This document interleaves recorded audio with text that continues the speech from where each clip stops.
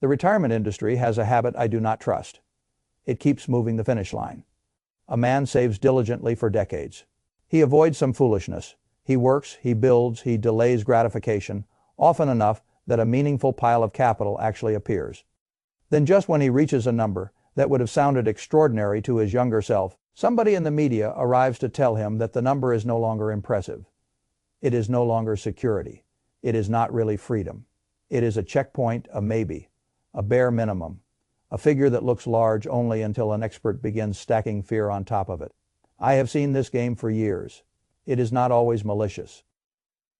Sometimes it is just lazy, but it is dangerous because the more often you tell decent people that no amount is enough, the more likely they are to stop seeing the real structure of retirement and start living inside an emotional fog.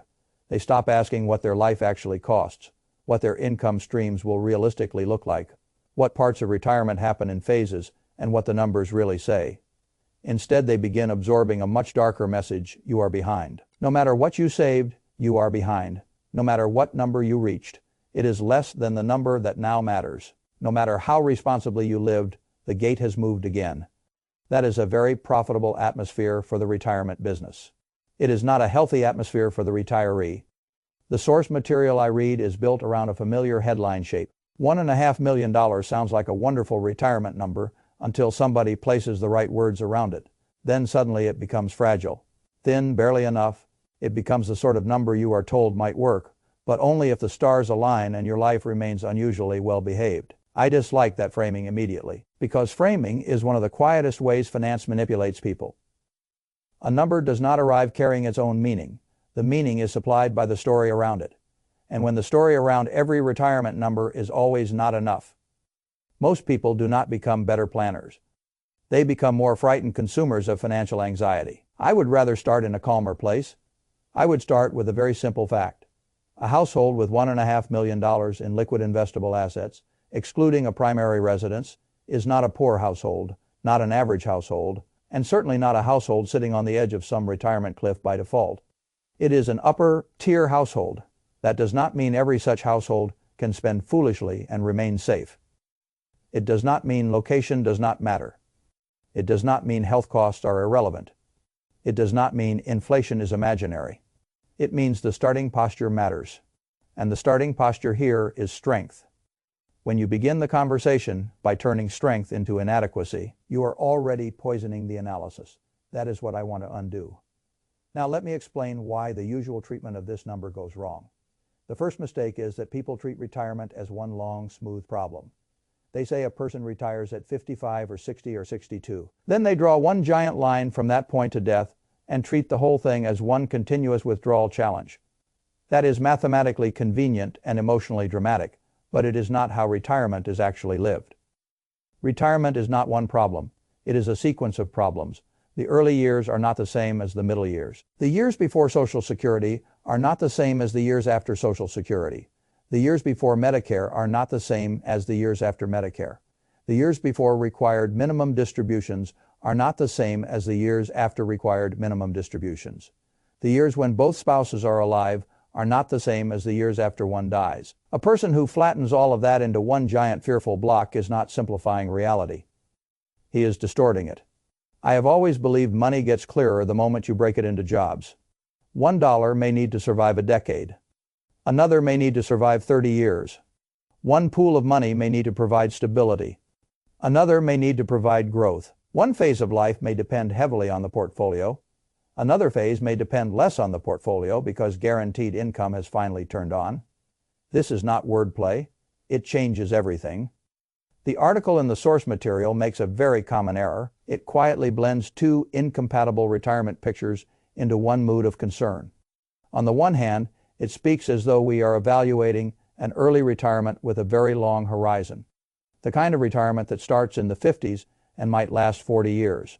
On the other hand, it uses a Social Security assumption that sounds much more like a conventional full retirement age framework. Those are not the same case. If you mix them carelessly, you can make almost any number look tighter than it really is. That is why I want to rebuild the analysis from the ground up. Let us take the scenario seriously. Suppose a household retires at 55. Suppose it has $1.5 million invested. Suppose there is no pension in the base case. Suppose Social Security does not begin until age 67. Now we are at least discussing something coherent. And once we are coherent, a lot of the fear begins to lose its power. The first thing I want you to notice is that the period from 55 to 67 is not a forever problem, it is a bridge. 12 years. Not trivial, certainly, but not an eternal withdrawal problem either. This matters because the language people use around early retirement often makes the bridge sound like the whole river. It is not. A bridge phase has a different job from a permanent income phase.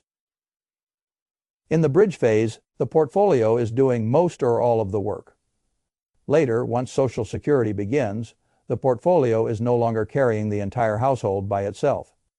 That alone changes the arithmetic dramatically. This is why I do not like hearing people say, well, if you apply a 3% withdrawal rate to $1.5 million, you only get $45,000 a year. That word is doing a lot of emotional work. But the deeper problem is not the word.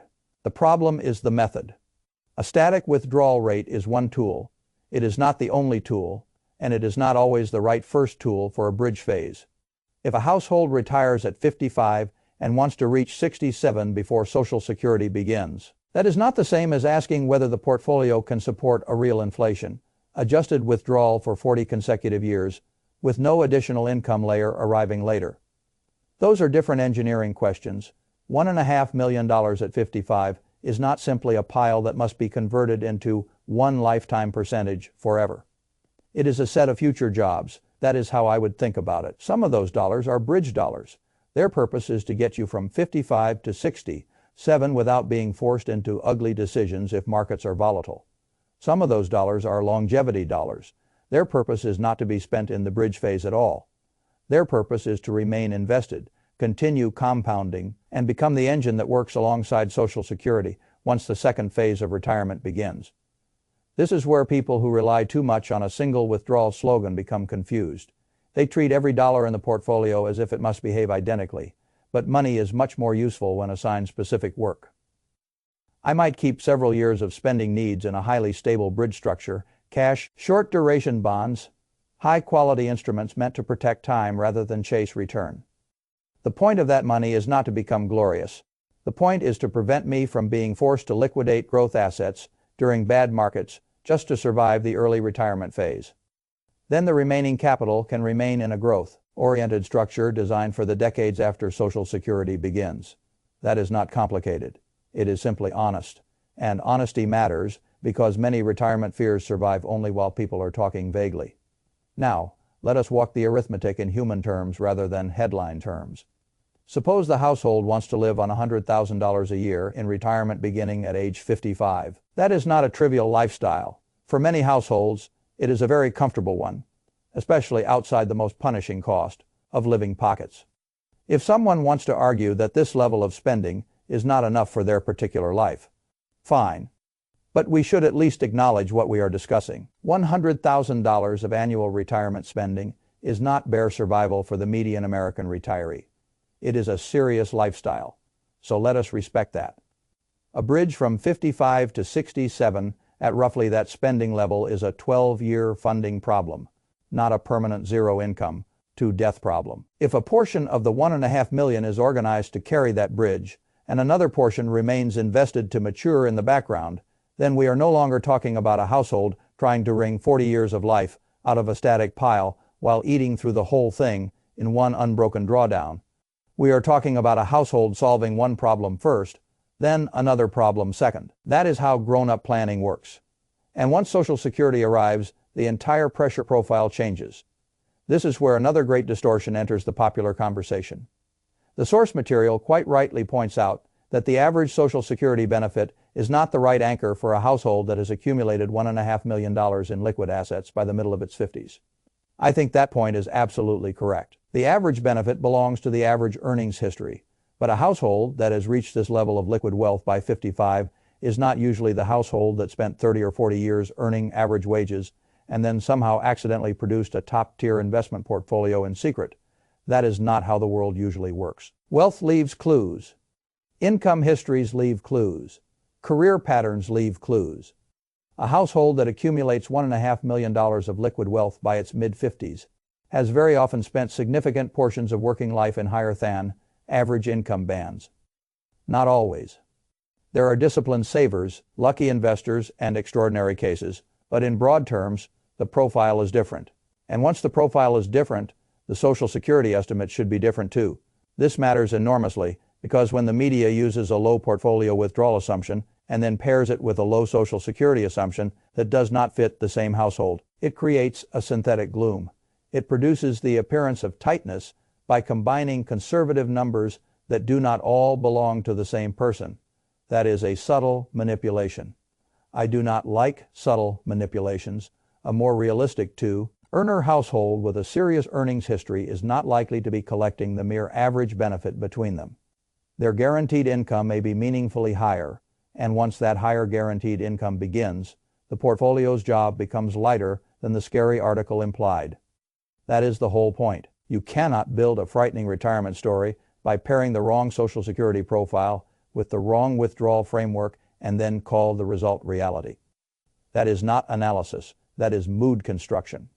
Now, mood construction is one of the most profitable industries in personal finance. If I can make you feel that your $1.5 million is merely a checkpoint, then I gain something immediately.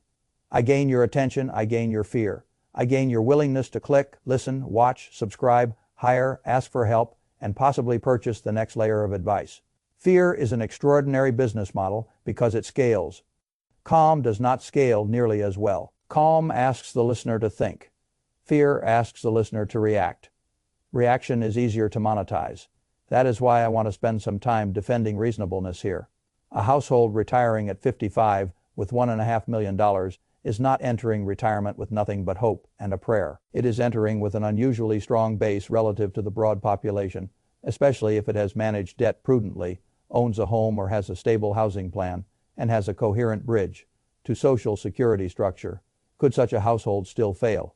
Of course, any retirement can fail if spending outruns plan quality badly enough. A person can sabotage almost any reasonable number with sufficiently unreasonable behavior. But that does not make the number weak. It makes the behavior weak. That distinction is important. The media often confuses the possibility of failure with the insufficiency of the starting point. Those are not the same. A good retirement plan can be badly executed. A bad retirement plan can sometimes survive by luck. The question is not whether $1.5 million guarantees perfection. No number does. The question is whether $1.5 million, handled with the actual income layers and time phases properly understood, constitutes a strong retirement base for many households. I think the answer is yes, not for everyone, but for many. And I am willing to say that plainly because I think people need to hear a serious adult voice say the thing the fear machine resists saying. You may already be closer than the culture tells you. That is a powerful sentence. Not because it guarantees anything, because it restores proportion. Proportion matters a great deal in retirement planning. The man who thinks he is hopeless when he is merely unstructured behaves very differently from the man who understands he is strong enough but needs a better sequence. One becomes paralyzed, the other becomes deliberate. I prefer deliberate.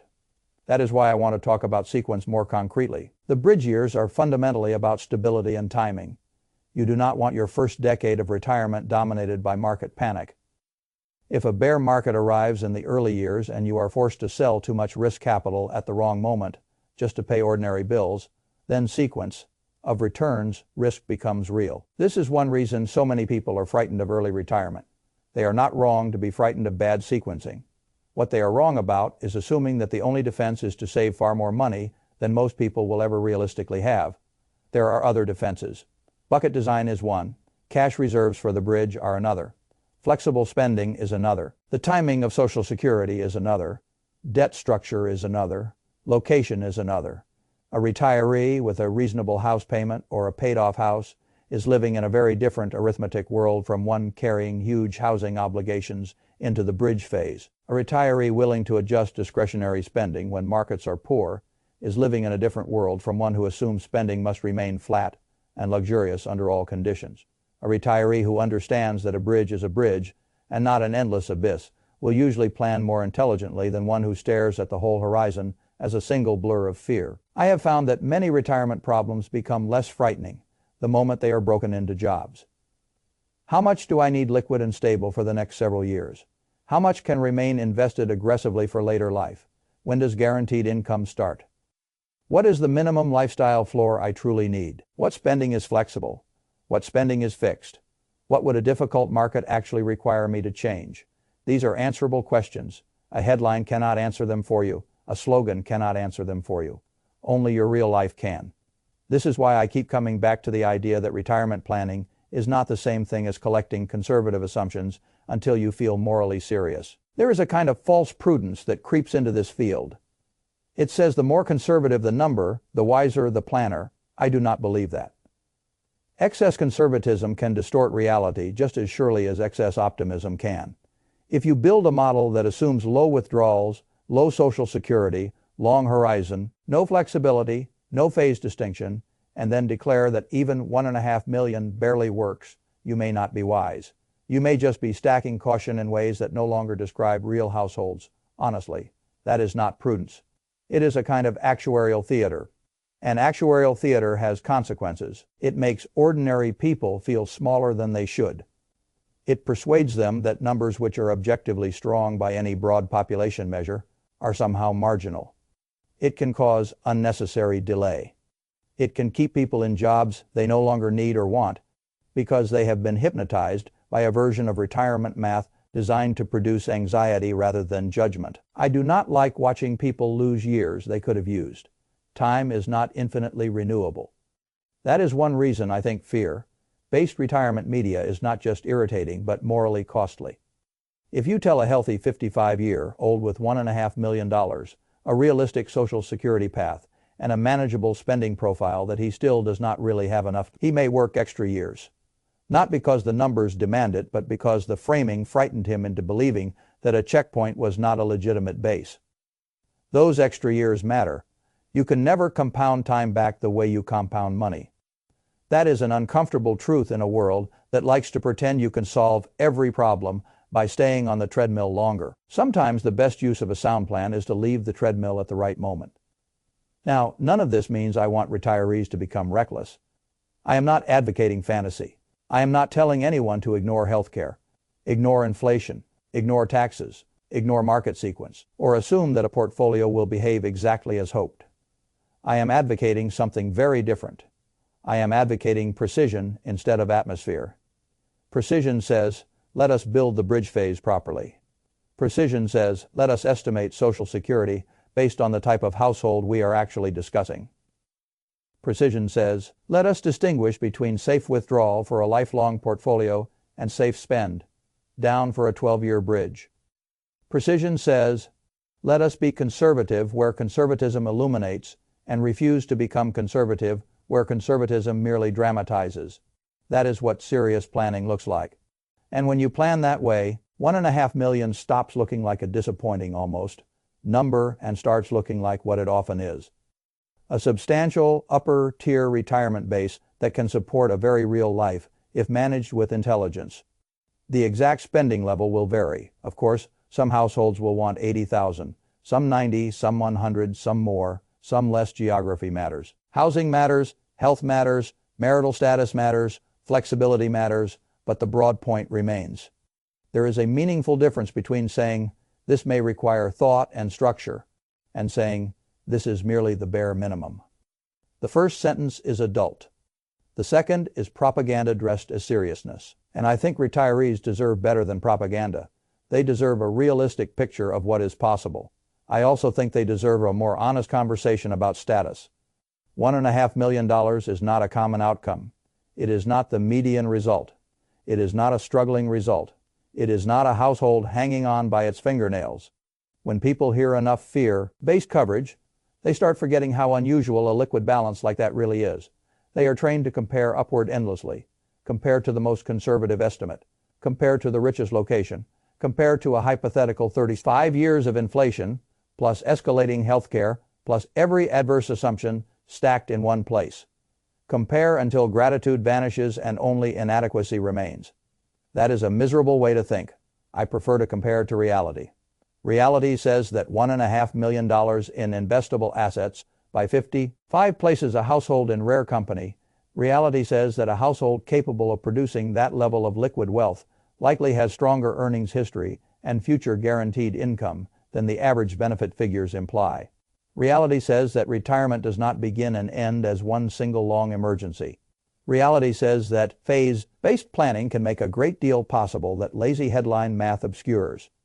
Reality says that a bridge from 55 to 67 is solvable with structure. Reality says that after guaranteed inflation, adjusted Social Security arrives, the portfolio's required burden can become much lighter than the initial fear framing suggested. Those are not fantasies. They are simply what appears when you stop trying to dramatize the arithmetic. I also think it matters what retirement is for. A lot of the media discussion treats retirement as though its purpose were perfect certainty. There is no such thing. Every retirement contains uncertainty. Every business contains uncertainty. Every marriage contains uncertainty. Every life contains uncertainty. The goal is not to eliminate all uncertainty. The goal is to have enough assets, enough flexibility, enough structure, and enough judgment that uncertainty does not dominate the whole story. 1.5 million can absolutely provide that for many households. Not all, but many. And if your plan can provide a sane spending level, a durable bridge, room for flexibility, and a transition into later life guaranteed income without constant panic, then you are not looking at a bare minimum. You are looking at a strong platform. That is the phrase I would rather use. A strong platform. A platform still requires management. A platform still requires choices. A platform is not permission to behave stupidly, but a platform is not a checkpoint in the insulting media sense either. It is a real achievement with real power. I think people need to hear that because so much of modern retirement discourse is built on undermining their confidence. Undermined confidence creates dependency. A person who thinks nothing is enough becomes easy to sell to. A person who understands that a number may be substantial but still in need of careful structure becomes much harder to manipulate. I would rather make people harder to manipulate. That is one of the few useful things financial communication can still do. So here is where I come out. If you retire at 55 with $1.5 million, no debt disaster, a coherent bridge strategy, and a realistic Social Security profile that matches the type of household you actually are, then it is entirely reasonable to believe that a lifestyle somewhere around the neighborhood of $90,000 to $110,000 can be supported for many households, especially once the bridge years are correctly distinguished from the later phase of retirement. That does not mean every path is identical. It means the fear version is not the only version. And in this case, I think the fear version is doing more emotional work than mathematical work. That is the deeper lesson. Not that 1.5 million is always enough, not that 1.5 million is never enough, but that the way retirement is framed can be almost as important as the math itself, because bad framing can turn a position of strength into a feeling of permanent scarcity. I do not think that serves retirees. I think it serves an industry. And once you can see that, you become much calmer. Calm is not complacency. Calm is clarity without panic.